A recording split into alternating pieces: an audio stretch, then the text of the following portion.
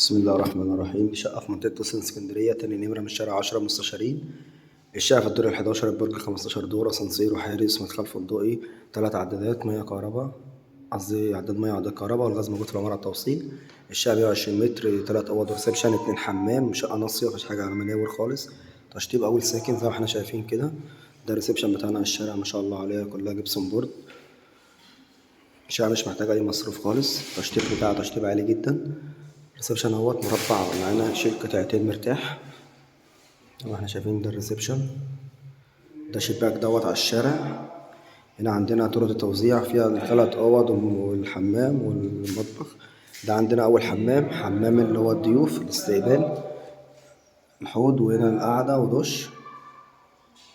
حمام الضيوف اهوت على الريسبشن زي ما احنا شايفين. وهنا عندنا الطرقة كده، عندنا المطبخ ما شاء الله عليه. المطبخ ده على الشارع مش على منور. هنا مكان الغسالة والتلاجة والبوتاجاز. مطبخها ما شاء الله عليه، يشيل جميع الأجهزة معانا مرتاحة. عندنا كده أول غرفة معانا اهيت. الشقة كلها جبسون بورد بالكامل. دي على الشارع برضه، الشبابيك كلها على موتان. عندنا هنا الحمام الرئيسي.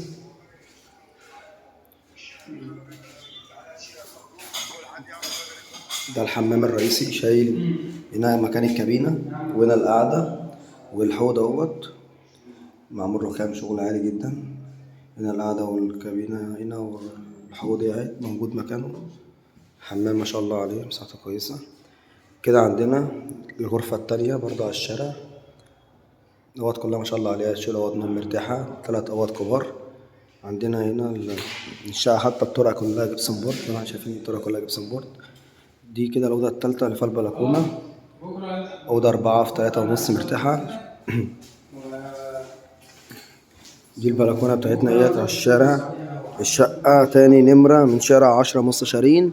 بتشوف البحر بالنهار، هنا كشف البحر كله بالنهار. وده ال10 مستشارين، تاني برج من شارع 10 مستشارين. الشقة في الدور ال11، البرج 15 دور، أسانسير وحارس، تحديد ملاك وسلاسل ملكية وحصة في الأرض. ربنا يبارك لصاحب النصيب إن شاء الله. الشقة تشطيب أول ساكن، لم تسكن من قبل.